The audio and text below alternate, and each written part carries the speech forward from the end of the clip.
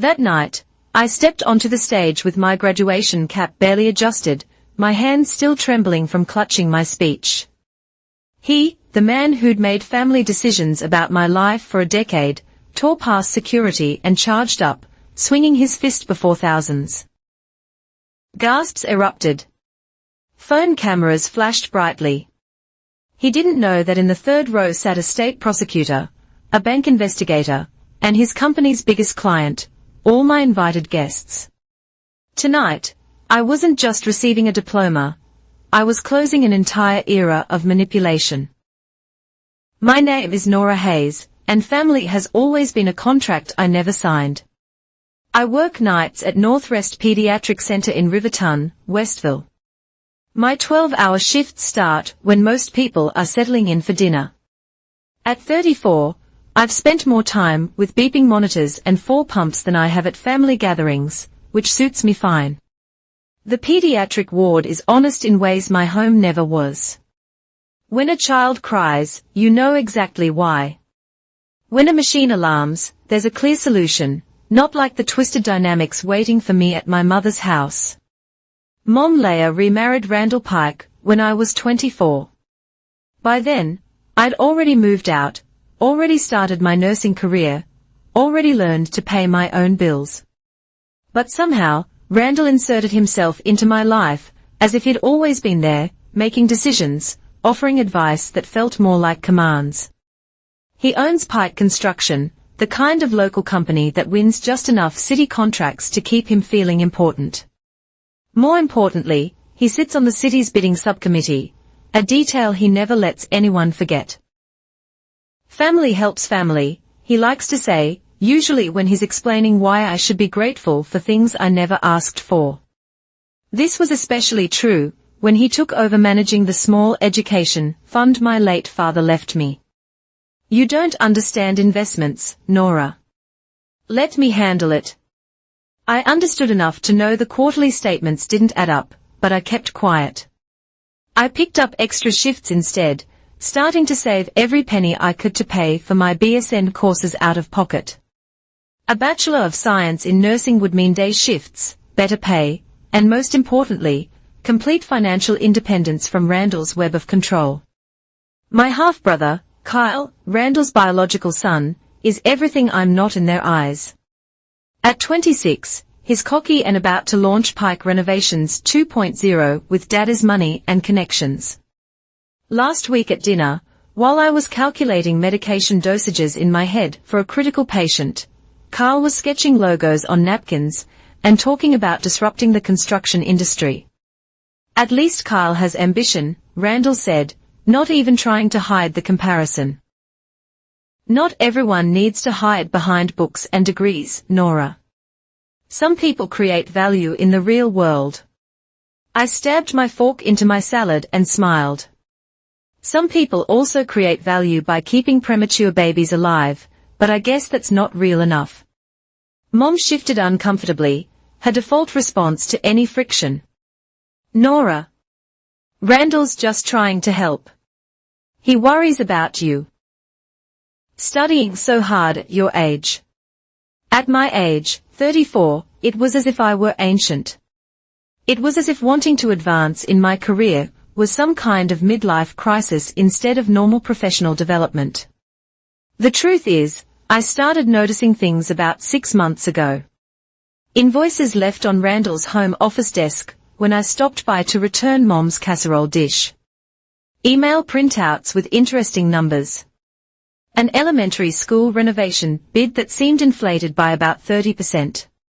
Change orders that appeared out of nowhere, each one padding the original contract.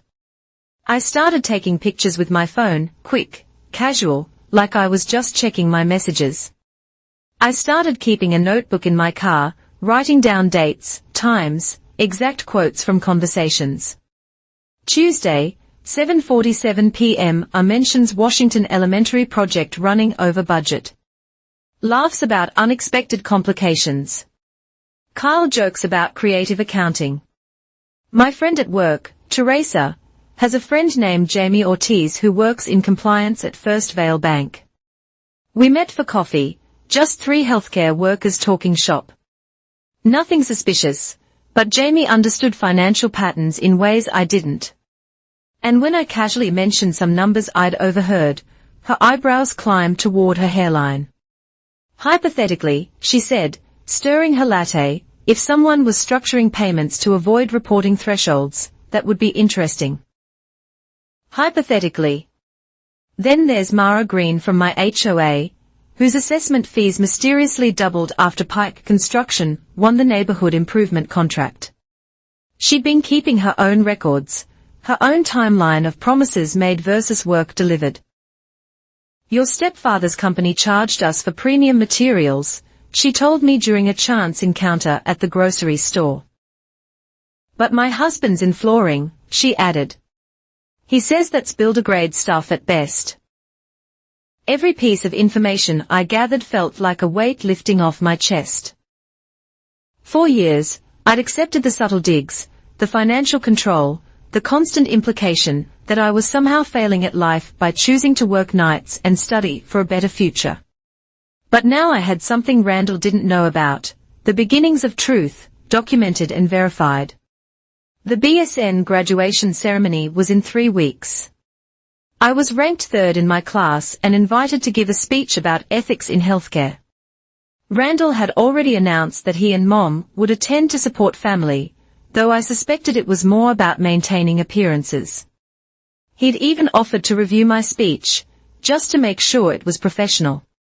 I told him I had it handled, because what Randall Pike doesn't understand is that family isn't about control or contracts or keeping people in their place.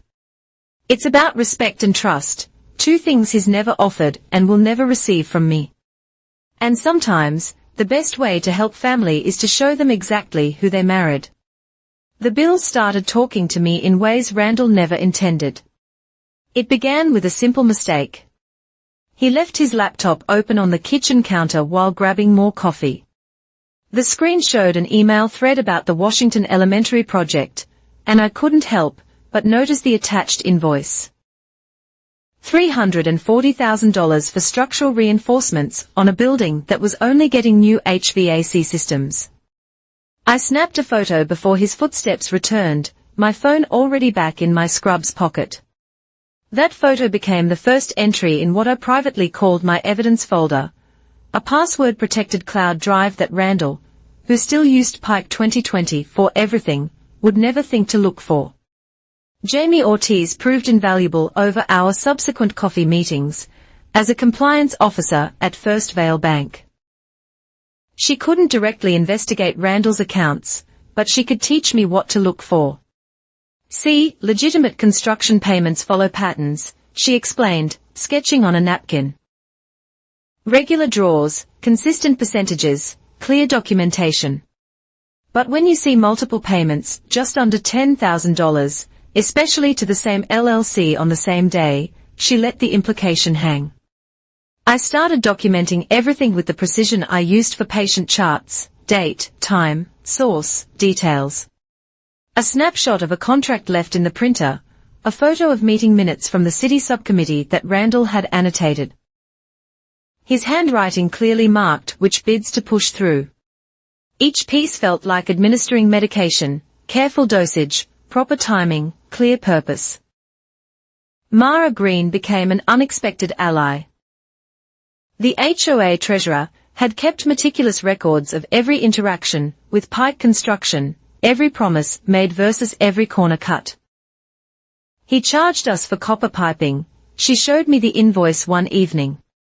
My nephew's a plumber. He took one look at our new system and laughed. That's all PVC, maybe $3,000 worth of materials they billed us $15,000 for. I introduced Mara to my notation system, and she started her own documentation. We never discussed why we were doing this. We didn't need to. Some instincts transcend explanation. The breakthrough came from the most mundane source, Randall's own arrogance.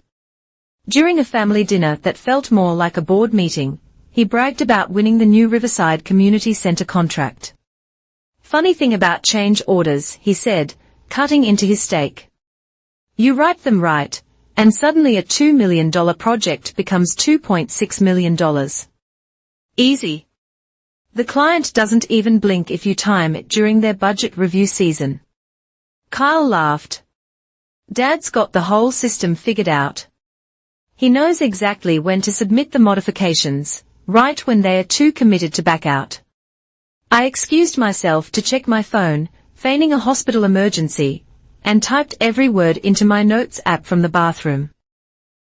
When I returned, I asked innocently, "Isn't that the project where Councilman Torres's brother-in-law got the subcontract?" Randall's fork paused mid-air. "How'd you know about that?" "Oh, one of the nurses mentioned it. Her husband works for Torres's company," I shrugged, playing dumb. Small world. The look he gave me could have curdled milk, but I just smiled and asked Mom about her book club.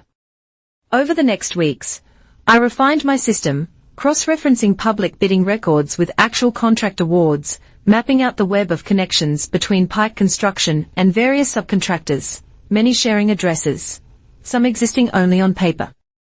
The pattern was clear to anyone willing to look: bid low, win contract, inflate through change orders, kick back to friendly subs. My notebook grew thick with evidence, but I needed more than suspicions. I needed proof that would hold up beyond family dinner arguments.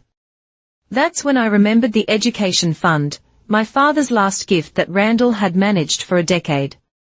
I requested 10 years of statements from the investment company. What arrived made my night shift experience with crisis management seem like child's play.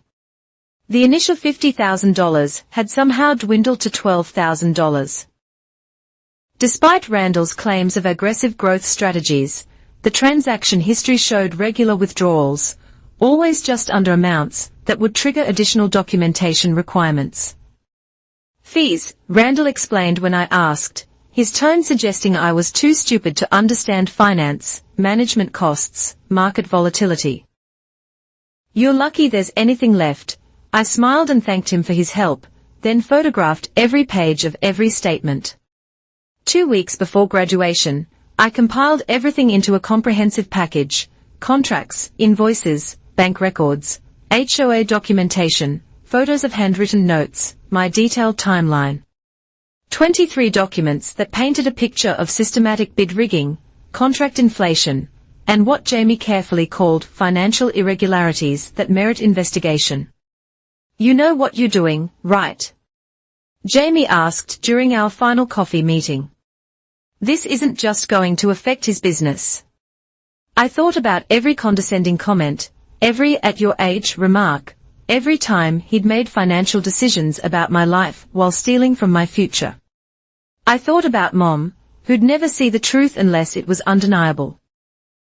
I thought about Kyle, building on Daddy's corruption toward his own business launch. "I'm a nurse," I told Jamie. "Sometimes you have to cut out an infection before it spreads." She nodded and gave me a business card. Not hers. Someone from the state attorney's office, Financial Crimes Division. They take tips through a secure portal. Anonymous if you want. I wasn't interested in anonymous. I'd spent too long being invisible in my own family. Too long being treated like a failure for choosing honest work over easy money. The upload took 3 minutes. The automated response confirmed receipt. The investigation would take time, but I wasn't planning to wait in silence. I had a graduation speech to prepare, one about ethics and healthcare, about doing the right thing when no one's watching, about how integrity isn't just a professional requirement. It's a personal choice. Randall had already promised to be in the front row. Family dinners had become small theaters of humiliation, and tonight's performance was especially sharp. "A toast," Randall announced, raising his wine glass as we sat around Mom's dining table, "to Kyle, whose Pike Renovations 2.0 launch next month will show this town what real innovation looks like." Kyle beamed, already 3 drinks in. "Thanks, Dad. We are going to revolutionize how construction gets done in Riverton." Transparent pricing, I repeated quietly. That'll be new for a pike company. The table went silent. Mom's fork hovered between plate and mouth. Randall's jaw muscle twitched, his tell when he was calculating his response. Something you'd like to share with the family? Nora. Just appreciating the innovation, I said, cutting my chicken with deliberate precision. Transparency is so important in business. Like in healthcare, we have to document everything. Every medication, every procedure, accountability, you know. Speaking of your little nursing hobby, Randall pivoted. How's that degree coming? Still playing student at 34. Graduating with honors, actually, next Saturday. Mom brightened. Oh, Nora. That's wonderful. We'll all be there, of course. Kyle, you'll need to reschedule that vendor meeting. About that, I interrupted. I'm giving one of the graduation speeches on professional ethics. The dean asked specifically. Randall snorted. Ethics, right? What profound insights could a night shift nurse possibly share about ethics? You'd be surprised, I said. Working nights, you see things differently, like how some people pad their overtime, falsify patient records, steal medications, the small corruptions that people think nobody notices. I paused, meeting his eyes. But someone always notices. That's what I want to talk about. How integrity isn't just about the big moments. It's about what you do when you think nobody's watching. Kyle laughed nervously. Bit heavy for a graduation speech, isn't it? The dean loved my draft. Said it was exactly what people needed to hear in today's climate, especially with all these local contract scandals in the news lately. Randall set down his wine glass with excessive care. What scandals? Oh, you haven't heard. Something about bid rigging, inflated change orders. The Gazette had a whole series about it. They say the state attorney's office is opening investigations. I turned to Mom. This chicken is delicious. New recipe. Mom murmured something about rosemary, but I could feel Randall's stare boring into me. The rest of dinner proceeded in strained chunks of small talk, punctuated by Kyle's increasingly slurred plans for his launch party. After dessert, Mom pulled me aside in the kitchen. Nora, honey, I need a favor, she said. Kyle's launch event is the week after your graduation. Could you help with setup and maybe work the registration table? Family, I said, drying the last plate with more force than necessary. Family like when Randall needed me to witness those property transfer documents last year, or when Kyle needed a medical professional to vouch for his workers' comp claim. That kind of family help. Nora. Mom's voice was strained. They've done so much for us. This house, I counted, the renovations, paid for with whose money? Mom flinched, the question hanging between us like a cardiac alarm. Dad left that fund for my education, I continued. $50,000. Do you know how much is left? Her face crumpled slightly. Randall manages all that. He says investments are complicated. $12,000, I stated flatly. That's what's left. I've seen the statements. That's not possible. He said. She stopped, perhaps hearing her own words from the dining room. Randall's voice boomed. Nora, come here, he said, his voice carrying that dangerous softness. Got something to discuss. I found him standing by the mantel, studying the family photos with theatrical intensity. Kyle had disappeared, probably to the bathroom to lose some of those drinks. Your speech, he said without turning. Email it to me. I'll review it. Make sure it's appropriate. That's kind, but unnecessary. He turned then, and for the first time in years, I saw actual concern flicker across his features. You seem to forget who pays for this roof over your mother's head, who ensures Kyle has a future, who's been managing your father's money all these years. I haven't forgotten anything. I kept my voice steady, channeling the calm I used with agitated patience. I remember everything. Every deposit, every withdrawal, every change order, every inflated invoice, every careful, the words sliced through my list. You're a night nurse who barely scraped together tuition for a basic degree. You don't understand business, construction, or finance. Don't embarrass yourself or your mother by pretending otherwise. You're right. I don't understand business. I smiled, the same smile I used when documenting medication errors. But I understand documentation. I understand patterns. And I understand that ethics isn't about what you can get away with. It's about what you choose to do. His face flushed deep red. This family has supported you. No, Mom has supported me, I corrected. I've supported myself. And you. You've helped yourself to everything, including my father's money. The sound he made wasn't quite words, more like the growl of machinery grinding to a halt. Mom appeared in the doorway, wringing a dish towel. What's happening, Randall? Your daughter seems to have forgotten her place in this family. My place? I laughed, surprising myself with its genuineness. My place is exactly where I've put myself. Working nights to pay for school, studying between shifts, building a career on my own terms. My place isn't at your son's vanity project launch playing grateful stepdaughter, while you parade your corruption around like achievement. Get out, his voice was quiet now, which was somehow worse. Get out of this house. Randall, Mom's protest was weak, habitual. It's fine, Mom, I said, grabbing my purse and car keys. I have to get to work anyway. Actual work. The kind where you help people instead of stealing from them.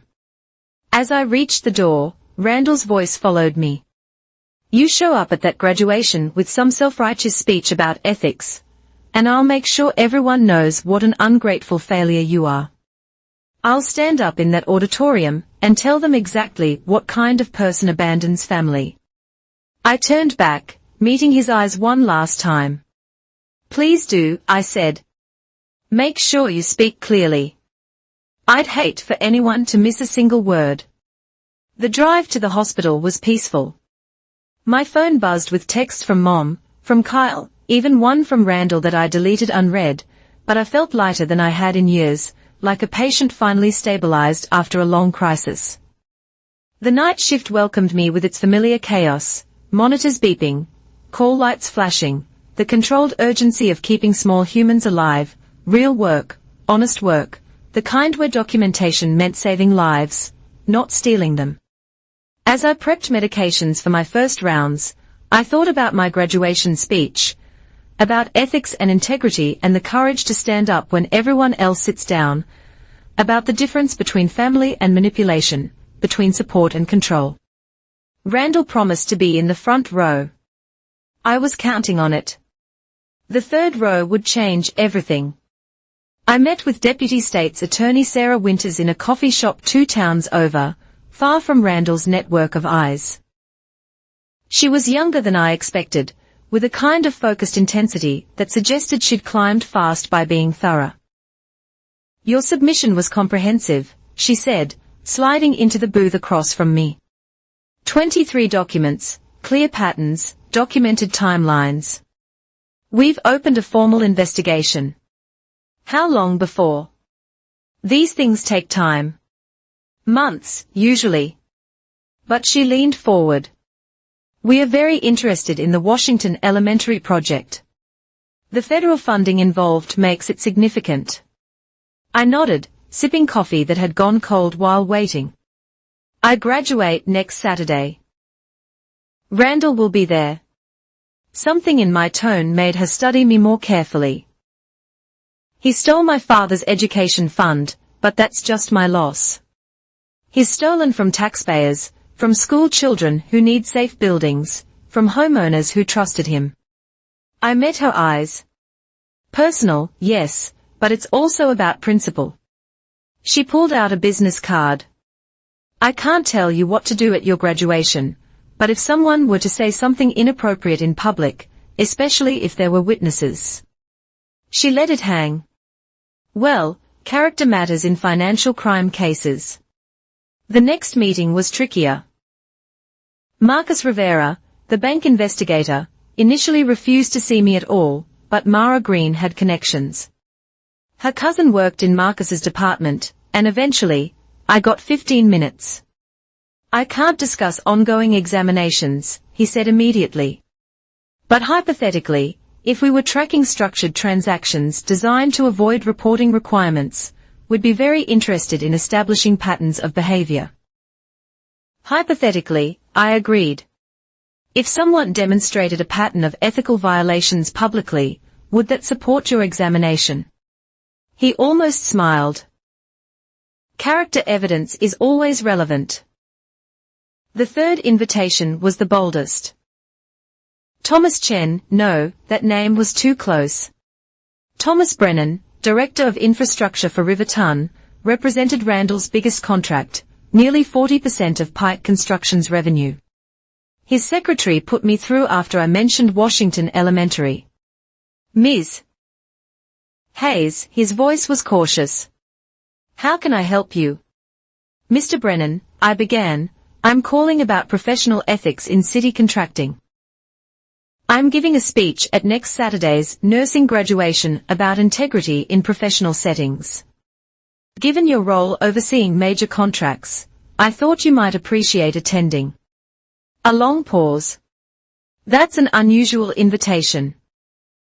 These are unusual times, I pressed on. The Gazette's recent series on construction contracts, the state investigations. I think it's important for city leaders to support discussions about ethics publicly. And this relates to nursing, how ethics cross all professions. Mr. Brennan, in healthcare, we have a saying, first, do no harm. I wonder sometimes if other industries forget that principle. Another pause. What time is your graduation? 7 p.m. Bridgestone Arena. My speech is near the beginning. I took a breath. I'll be discussing case studies. Anonymous, of course, but drawn from real situations where professionals faced ethical choices. I see.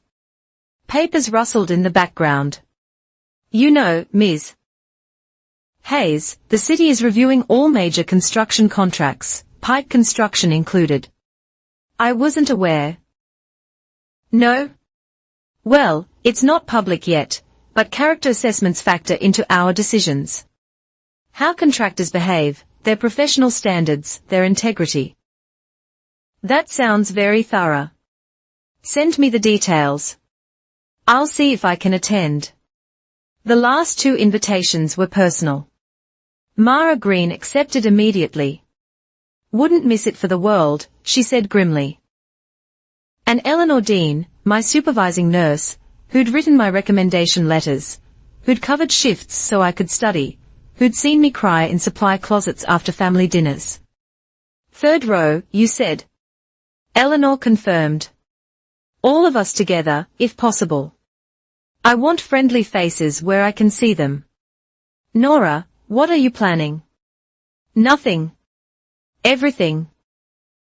I'm giving a speech about ethics to a room full of healthcare professionals. Whatever happens after that, I shrugged. That's not up to me. With the pieces in place, I turned to the bait. The Riverton College of Nursing website featured graduate profiles, and mine went live a week before graduation. Below my photo and academic achievements, they'd posted my speech title and a brief excerpt, Professional Integrity Isn't About Perfection. It's about accountability and the courage of documentation, ethics in practice. Nora Hayes explores how healthcare professionals navigate ethical challenges, drawing parallels to other industries where lives and livelihoods hang in the balance, from medication errors to falsified records, from insurance fraud to systemic corruption. Hayes argues that sunshine remains the best disinfectant. I knew Randall would see it. Kyle texted me within hours. Dad's pissed about your speech description, he texted. Says you're embarrassing the family. How is discussing nursing ethics embarrassing? I replied innocently. Don't play dumb. He knows what you're doing. What am I doing, Kyle? No response. But Mom called an hour later, her voice strained. Randall saw your speech summary online. He's upset. He thinks you're planning something. I'm planning to graduate, Mom, I said. To celebrate earning my degree despite working full-time and paying my own way after my education fund mysteriously evaporated. Nora, please. He's talking about standing up during your speech. About making a scene. Is he? I kept my voice mild. That would be unfortunate. Very public. Lots of witnesses. Probably recorded on phones. The kind of thing that might follow someone forever. What's happening to this family? She sounded close to tears. Nothing that hasn't been happening for years. Mom, the only difference is now people are watching. 3 days before graduation, I made backup copies of everything, USB drives in my work locker, cloud storage with automatic sharing set for specific dates, hard copies with Eleanor. If something happened to prevent my speech, the information would still surface. The final element came together the night before graduation. The state attorney's office called. Ms. Hayes, Sarah Winters, the voice said. I wanted you to know the Washington Elementary investigation has expanded. We'll be executing search warrants Monday morning. Monday, 2 days after graduation. Correct? Whatever happens between now and then could be relevant to our case. Public behavior, statements made under stress, any actions that might indicate consciousness of guilt. I understand. I'll be attending your graduation, Ms. Hayes, third row, as requested. I'm very interested in professional ethics. That night, I couldn't sleep. Not from nerves. I'd presented to hostile audiences before, handled dying children and grieving parents. This was different. This was justice wearing a graduation cap. Truth dressed in ceremony.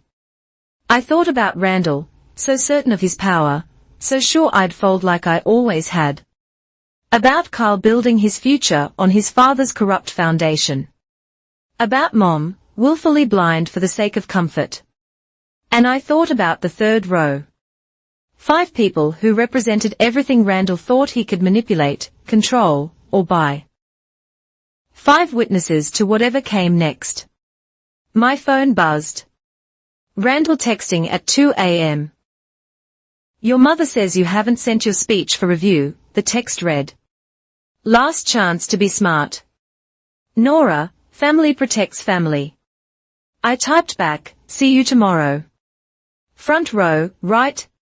Wouldn't miss it. Neither would I. Neither would the people in the third row. And when Randall Pike showed his true character, as I knew he would, as he always did when challenged, everyone would see exactly who he really was. My graduation gown hung on the closet door, pressed and ready. Tomorrow, I'd walk across that stage as Nora Hayes, BSN. But more importantly, I'd stand at that podium as someone who refused to be silenced, bought, or controlled. The third row would change everything. The pressure came in waves, each more desperate than the last. Nora, sweetheart, please reconsider. Mom's voice on the phone Thursday morning sounded hollow, scripted. Randall's willing to forgive everything if you just tone down your speech. Make it about nursing, not other things. It is about nursing, Mom, I replied. About professional integrity. About doing the right thing, even when it costs you. He says if you embarrass him, he'll make sure Northwest knows what an ungrateful person you are. He knows people on the board. Let him try, I said, folding my scrubs for tonight's shift, phone wedged against my shoulder. Northwest values documentation. Mom, everything's documented there, too. My evaluations, my patient outcomes, my perfect attendance record. Randall can't touch that. She started crying then, soft hiccups that might have swayed me once. I just want peace in this family. There's never been peace, Mom, I said. Just silence. They are not the same thing. Kyle's approach that afternoon was less subtle. He showed up at the hospital parking lot as I arrived for my shift, leaning against my car like a low-budget movie villain. Nice setup you've got here, he said, gesturing at the building. Be a shame if Pike Renovations won the HVAC contract and found serious code violations. Might have to shut down whole wings for repairs. I stopped 3 feet away, keys in hand. Are you threatening the pediatric ward, Kyle? The one with premature babies on ventilators. His smirk faltered. I'm just saying. Dad has connections. Northrest needs contractors. Would be smart to keep that in mind. You know what? I pulled out my phone. Say that again. Clearer this time. I want to make sure I get every word. He backed away, hands up. Jesus. Nora, why are you like this? Like what? Honest, unintimidated, not for sale. I unlocked my car to grab my work bag. Tell Randall his threats are as inflated as his change orders, I said. And Kyle, when the Fed sees Pike Construction's assets Monday morning, your little renovation startup will be collateral damage. Hope you have a backup plan. His face went pale. What are you talking about? Ask your father about Washington Elementary. About the federal education funds he helped misappropriate. About how structural reinforcement invoices for work never performed constitute wire fraud when they cross state lines. I left him standing there, mouth open, and walked into work 15 minutes early. The night shift was busier than usual. 3 new admits, 1 emergency transfer to PECSU. I welcomed the chaos, the clarity of medical crisis where right and wrong were measured in heartbeats and oxygen levels. Between rounds, I checked my phone. 17 missed calls from Randall. I deleted the voicemails unheard. At 3 a.m., Eleanor found me in the break room, reviewing my speech one last time. You okay? She sat beside me, her presence solid and reassuring. They are panicking, I said. Threats, tears, attempts at intimidation. Randall even had Kyle threaten the hospital's contracting. Eleanor snorted. Northrest's been using Brennan Industrial for 20 years, she said. Pike Construction couldn't handle our requirements if they tried. She paused. Is your guest still coming? Confirmed. 3rd row, center section, Eleanor confirmed. Sarah Winters even mentioned that whatever happens could be relevant to their case. You expecting trouble? I asked. I thought about Randall's temper, his need for control, his inability to tolerate public challenge. I'm counting on it. Friday afternoon, 12 hours before graduation, Mom made her final plea. She came to my apartment, the one I'd paid for myself, decorated with second-hand furniture and textbooks, free from Randall's influence. He's scared, she said without preamble. I've never seen him like this. He keeps talking about the Washington project, about investigations. What did you do? I told the truth, Mom, with documentation. She sank onto my couch, looking older than her 58 years. He says he'll cut me off. The house is in his name. Everything is. I knew. I sat beside her, took her hands. Mom, he stole from children. He inflated invoices for school repairs that never happened. He took money meant for education, just like he took mine. But where will I go? The question hung between us, heavy with years of dependence. You'll figure it out like I did, I said, like everyone does when they finally stop accepting the unacceptable. She pulled her hands away. You don't understand. You've always been independent, strong. I'm not like you. You're stronger than you think, I reassured her. You survived Dad's death. You raised me mostly alone before Randall. You can survive this too. She stood abruptly. He wants to know what you're planning. He says if you just tell him, he can prepare. Make it less damaging. Mom, I stood too, facing her. In 6 hours, I'm going to stand on that stage and talk about professional integrity, about the courage to document wrongdoing, to speak truth despite personal cost. That's all. What happens after that depends entirely on how Randall chooses to react. He mentions standing up, interrupting. He says he won't let you destroy what he's built. Perfect, I replied. Then I guess everyone will see who he really is. She left without saying goodbye, her shoulders bent with the weight of choosing sides. I spent the remaining hours in preparation, pressing my gown, practicing my speech, backing up files one more time. The USB drive went into my pocket, insurance against last-minute interference. At 5 p.m., I stood before my bathroom mirror, applying makeup with steady hands. My phone buzzed constantly, family drama in digital form, but I ignored it all. Tonight wasn't about them anymore. It was about standing up, speaking truth, and letting consequences fall where they would. The face looking back at me wasn't the same one that had endured years of family dinners and casual humiliation. This was someone who had chosen integrity over comfort, truth over family peace. Someone who understood that real family didn't require silence as payment for support. My cap and gown fit perfectly, the honors cord a tangible reminder of what I had achieved despite everything, or perhaps because of everything. Every obstacle Randall had placed, every dollar he'd stolen, every moment of condescension had only sharpened my resolve. One final text from Randall, sent as I was leaving, last chance.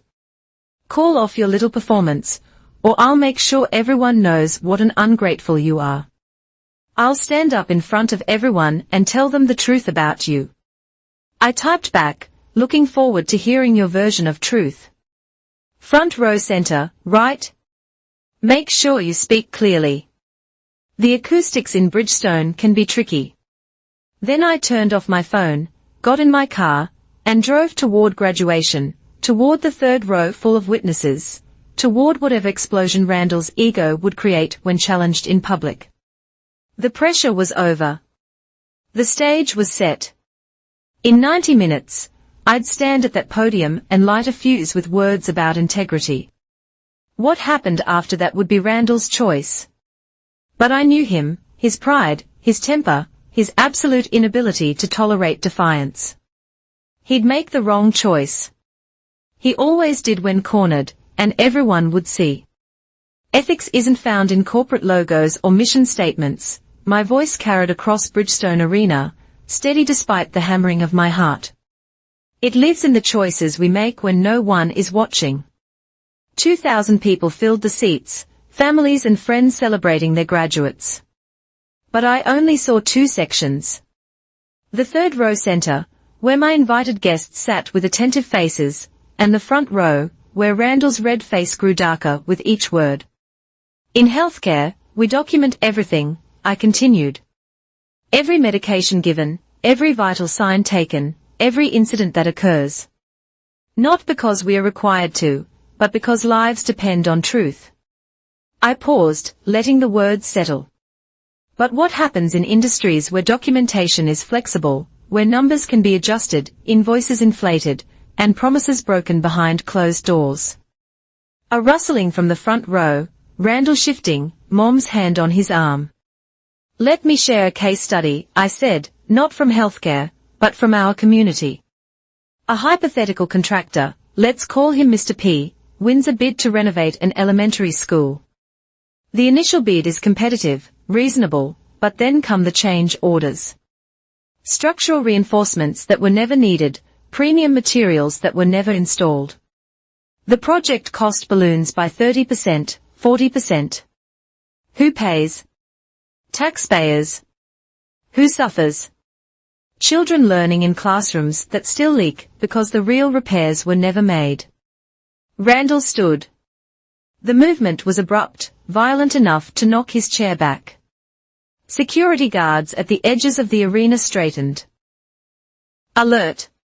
You lying little, his voice cracked across the space before the microphone could pick up the rest. He pushed past Mom, past Kyle, heading for the stage steps. I continued reading, my voice calm. When confronted with evidence of wrongdoing, how does Mr. P respond? Does he provide documentation? Does he welcome investigation? Or does he attack the messenger, use intimidation, make threats? Randall had reached the stairs. A security guard moved to intercept, but Randall shoved past, a man used to bulldozing through obstacles. The crowd's murmur rose to a roar. Phone cameras lifted like salutes. The interesting thing about integrity, I said, watching him climb, is that it reveals itself under pressure. When someone has nothing to hide, they respond with transparency. But when corruption is exposed, he reached the stage. The next moments played out in horrible clarity. Randall Pike, successful contractor and city committee member, charged across the graduation stage like a bull. His face was purple, spittle flying as he screamed words that would later be transcribed from dozens of videos. You ungrateful. After everything I've done, I'll ruin you. I'll destroy. His hand swung up, connecting with my shoulder, sending me stumbling back from the podium. The microphone screeched feedback. Someone in the crowd screamed. Security descended, 3 guards converging as Randall lunged again, this time grabbing for the speech pages. They caught him mid-reach, professional hands restraining a man who'd never been physically stopped in his life. Get off me, he writhed, still shouting. She's lying. That money was mine. Those contracts were legitimate. I'll sue every one of you. I straightened, adjusted the microphone, and found my voice. Ladies and gentlemen, I apologize for the disruption, I said. As I was saying, integrity reveals itself under pressure. Nervous laughter rippled through the crowd. In the third row, Sarah Winters was already on her phone. Marcus Rivera had his investigator's notebook out. Thomas Brennan stood, his expression carved from stone. Security dragged Randall toward the exit, his shouts echoing, "That's my stepdaughter. She's mentally unstable. Someone stop her. This is defamation." I looked down at my crumpled speech pages, then out at the audience. I had more prepared about professional ethics, about the courage required to document wrongdoing, but I think I gestured toward the exit where Randall's voice still echoed. I think we've seen a live demonstration of what happens when that courage threatens those who profit from silence. The dean approached, touching my elbow gently. "Ms. Hayes, are you hurt?" "Do you need—" "I'm fine," I interrupted, smoothing my gown. I found my place in the pages. "With your permission," I continued, "I'd like to finish. The message feels more important now than ever." She nodded. Step back. The arena had gone silent except for distant shouting and police radios crackling from the lobby. Where corruption exists, I continued, my voice growing stronger, it relies on our silence, our willingness to look away because speaking up is hard, because family pressures us, because powerful people make threats. But every time we document wrongdoing, every time we refuse to be complicit, we protect the vulnerable, the students who need safe schools, the homeowners who trust contractors, the families who believe that government contracts serve the public good. In the front row, Mom sat frozen. Kyle beside her, typing frantically on his phone, probably trying to reach lawyers, damage control, anyone who could spin this disaster. In nursing, we take an oath to do no harm. But that oath extends beyond medicine. I'm perfect, I said. And I was. The adrenaline would crash later. The bruise on my shoulder would bloom purple, but right now, I felt invincible. Did everyone see? Everyone saw everything. It's probably already viral. We watched from backstage as the ceremony continued. The dean making brief remarks about maintaining decorum and celebrating achievements in challenging times. But the energy had shifted. Every speech after mine carried extra weight. Every mention of ethics and integrity landing with new resonance. During the final processional, Sarah Winters caught my eye, nodding once, a promise. Monday's search warrants would find a man already exposed, his character revealed in high definition before thousands of witnesses. As we filed out, I passed the front row. Mom's seat was empty, Kyle's too. But in the third row, my invited guest stood again, a final acknowledgement of what we'd accomplished together. Thomas Brennan would later issue a statement suspending all Pike construction contracts pending review. Marcus Rivera's investigation would expand to include assault charges alongside financial crimes. Sarah Winters would have her character evidence gift wrapped with a bow. But that was still to come. Right now, I walked out of Bridgestone Arena with my head high, my diploma earned, my integrity intact.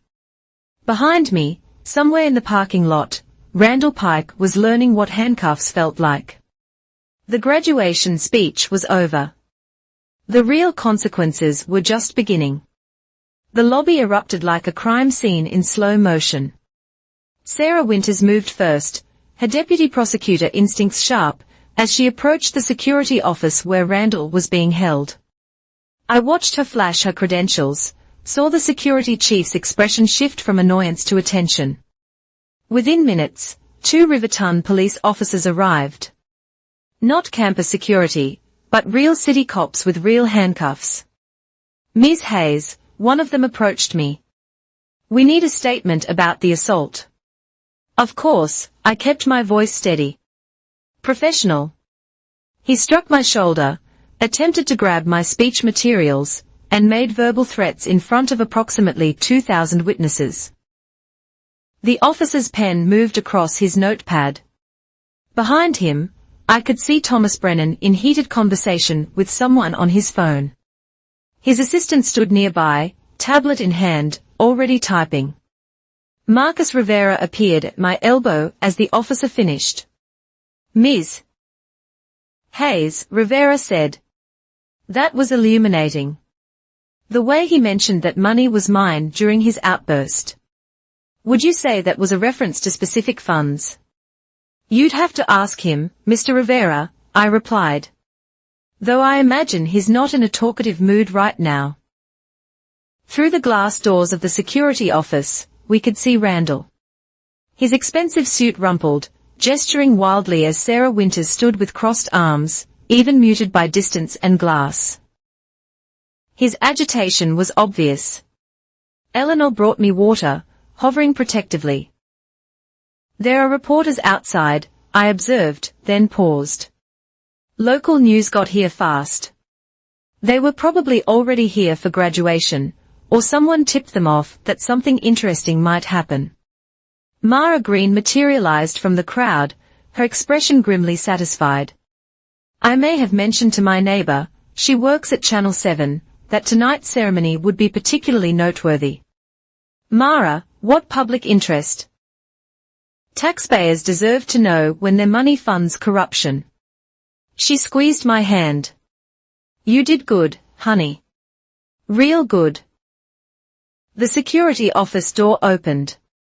Sarah Winters emerged first, followed by the officers escorting Randall. His hands were cuffed in front, his face a mixture of rage and disbelief. He saw me across the lobby and started shouting again. This is entrapment. She set me up. I want her arrested for defamation. Sarah turned to him with professional calm. Mr. Pike, you've been advised of your rights, the lead officer interrupted. I strongly suggest you stop talking. I don't take advice from Randall Pike, Randall snarled. You're under arrest for assault, disturbing the peace, and disorderly conduct. Additional charges may be pending. The crowd parted as they led him out. Phones tracked his progress like sunflowers following light. Tomorrow's headlines were writing themselves with every step. Mom appeared from nowhere, Carl trailing behind. Her face was streaked with mascara, her careful graduation outfit disheveled from pushing through crowds. Nora, how could you? Her voice broke. In front of everyone. I gave a speech about ethics, I said. Mom, he chose to attack me in front of everyone. You knew he would. You planned this. I looked at her steadily. I planned to graduate, to speak about integrity. What Randall did. That was all him. His choices, his actions, his consequences. Carl stepped forward, phone in hand. The company's done. Our contracts are suspended. The news is already, he showed his screen, a breaking news banner scrolling beneath shaky footage of Randall charging the stage. 3 million views in 20 minutes. You should leave, Eleanor said firmly. This isn't the time or place. Mom's shoulders shook. Where am I supposed to go? What am I supposed to do? Whatever you want, Mom. For the first time in years, whatever you want. I softened slightly. I'll help if you need it. Real help, not control disguised as support. She turned away without answering, Carl guiding her toward the exit. I wondered if I'd see her again, if she'd choose her husband over her daughter even now. But that was tomorrow's pain. Thomas Brennan approached as the crowd began to thin. Ms. Hayes, he said, I wanted you to know Pike Construction's suspension is immediate and comprehensive. We'll be reviewing all contracts for the past 5 years. Your documentation will be invaluable. I'm sure the state's attorney can provide what you need. He studied me carefully. You know, we have openings in our compliance department, he continued. Someone with your attention to detail, your courage. I'm a nurse, Mr. Brennan. It's what I trained for, what I love. Of course, he said, but if you ever want to apply those skills differently. He handed me a business card. The offer stands. As the lobby cleared, Sarah Winters returned from outside where news vans were multiplying like cellular division. He's being processed now, she said. Bail hearing tomorrow, though, with the federal investigation pending. She smiled thinly. Let's just say Mr. Pike won't be leaving town anytime soon. What happens now? I asked. Now we execute search warrants Monday morning, she replied. With tonight's display of character, his threats on camera, the assault, jury pools love video evidence. She paused. You took a risk tonight, Sarah said. If he hadn't reacted. But he did, because that's who he is. Someone who responds to exposure with violence, who thinks intimidation solves everything. I touched my shoulder, already tender. I knew he'd show everyone exactly what kind of man he is, I replied. All I had to do was tell the truth and wait. Marcus Rivera joined us, closing his investigator's notebook. The financial crimes will take months to fully prosecute, he said, but tonight changes our approach. Public corruption cases live or die on jury perception. After this, he gestured toward the doors where camera lights still blazed. No jury in the state will see him as a respectable businessman. One by one, my third-row guests said their goodbyes, each offering support in their own way. Sarah with legal guidance, Marcus with investigative thoroughness, Thomas with future possibilities, Mara with fierce loyalty, Eleanor with quiet strength. As the arena emptied, I stood in the quiet lobby, still wearing my graduation gown. The maintenance crew was already cleaning up, preparing for tomorrow's ceremonies, life moving forward, indifferent to the earthquake that had just shaken my family apart. My phone turned back on, showing dozens of messages, friends, co-workers, unknown numbers. Tomorrow, I'd deal with them. Tonight, I just wanted to go home, take off this gown, and sleep the deep sleep of someone who'd finally stopped carrying secrets. Outside, the news vans waited like predators, but I slipped out a side door Eleanor had scouted. The May night was warm, stars visible despite the city lights somewhere across town. Randall Pike was sitting in a cell, his empire crumbling with every share, every view, every witness statement. I'd stood on that stage to talk about integrity. But in the end, I demonstrated something more powerful, the simple, devastating truth that corruption can't survive exposure. That bullies crumble when their victims refuse to stay silent. That sometimes the best revenge isn't elaborate. It's just letting someone be exactly who they are in front of everyone who matters. The graduation was over. The investigation would continue. The family I'd known was destroyed. And I was finally completely free. The handcuffs clicked with a sound that echoed through Bridgestone Arena's lobby like a judge's gavel. "This is entrapment," Randall's voice cracked as the officers guided him toward the exit. "She planned this. Check her emails. Check her." "Mr. Pike," Sarah Winters interrupted smoothly, "you've been advised of your rights. Anything you say can and will be used against you." I'd strongly advise silence. But Randall Pike had never been good at silence when cornered. As the glass doors opened to reveal the carnival of news vans outside, he made one final, catastrophic decision. That money was mine to manage. Those contracts were legitimate. I built this city. I own people on the council. Judge Morrison golfs at my country club. You can't. The cameras caught every word, every admission, every name dropped in desperation. In 30 seconds of panic, Randall Pike had given investigators more leads than my months of careful documentation. Thomas Brennan, still standing near the security desk, pulled out his phone and began typing rapidly. By morning, there would be emergency meetings at City Hall. Judge Morrison would recuse himself from any cases involving Pike Construction. The council members Randall claimed to own would scramble to distance themselves. Kyle stood frozen by the doors, watching his father's empire collapse in real time. His phone buzzed constantly, investors pulling out, partners reconsidering.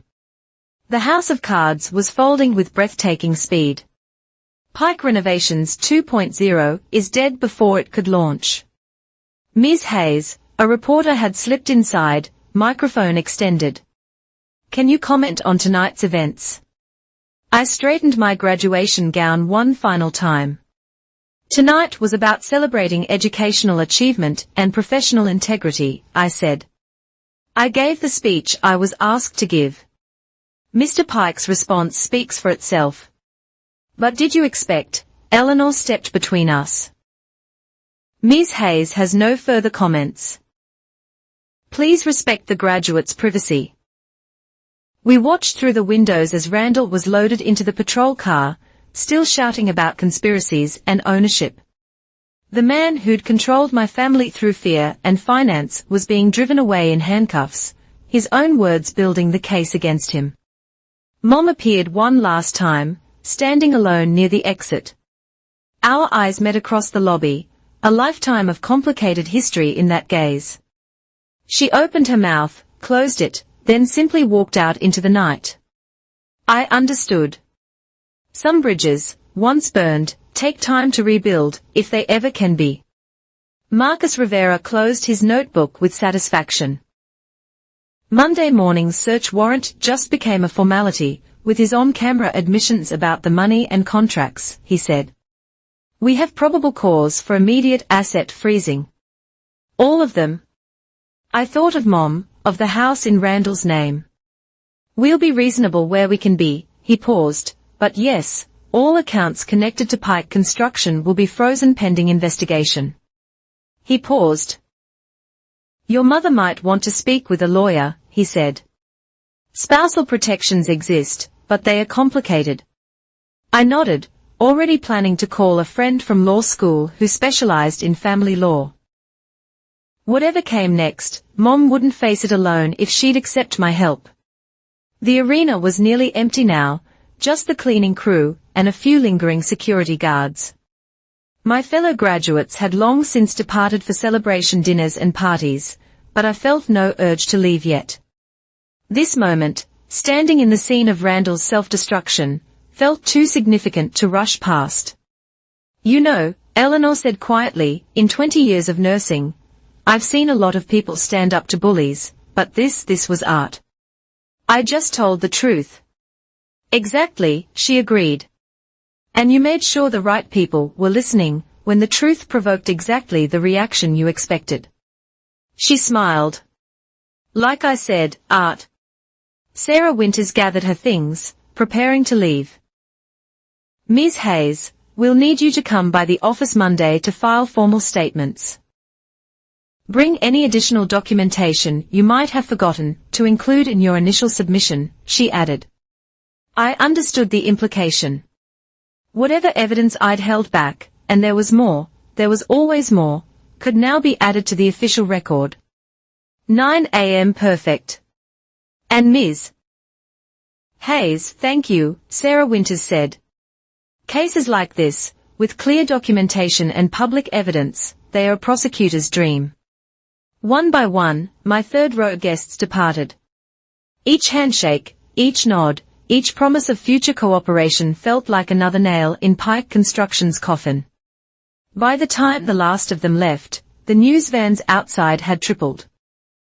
Randall's arrest was leading every local broadcast, the video of his stage assault playing on repeat. I finally walked to the bathroom to change out of my graduation gown. In the mirror, I saw someone I barely recognized, not the night shift nurse who'd endured years of family dinners in silence, but someone who'd found her voice and used it. The bruise on my shoulder was already darkening, a purple badge of courage that would fade long before the impact of tonight. Every time Randall's name was Googled, this night would appear. Every potential client, every business partner, every country club member would see who he really was when his control was threatened. As I emerged in my regular clothes, my phone showed a text from an unknown number. This is Kyle. Dad's in jail. Mom's at a hotel. I'm done with all of this, with him, with the business, everything. I know it's too late to matter, but you were right about all of it. I didn't respond. Some reckonings had to be faced alone. The side exit Eleanor had found earlier was still clear of reporters. I slipped out into the warm night, breathing deeply for the first time in what felt like years. No more family dinners where I counted lies like courses. No more watching Randall steal from taxpayers while demanding gratitude for crumbs. No more silence bought with threats and conditional love. My car started immediately, reliable, paid for, mine. As I drove home, I passed Pike Construction's main office. Dark now, but come Monday morning, federal agents would walk through those doors with warrants and boxes. They'd find what I'd found and more. They'd trace every inflated invoice, every kickback, every stolen dollar, including mine, the education fund my father had left. Maybe there was hope of recovery through asset forfeiture. Or maybe not. Either way, I'd earned my degree without it. I'd proved I needed nothing from Randall Pike but his absence. My apartment welcomed me with its modest comfort. No marble countertops or designer furniture, just a space I'd made mine through work and choices. I set my diploma on the kitchen table, still in its leather folder, proof of what determination could accomplish despite obstacles. Tomorrow would bring new challenges, media attention, legal proceedings, family drama. But tonight, I'd stood at a podium and spoken truth. I'd watched corruption crumble under its own weight. I'd refused to be silenced, and in that refusal, found freedom. The graduation ceremony was over. The Pike family empire was finished. And I, Nora Hayes, BSN, was just beginning. Sometimes the best revenge isn't elaborate schemes or hidden plots. Sometimes it's as simple as standing in your truth and letting someone else reveal exactly who they are. They usually do if you give them the stage.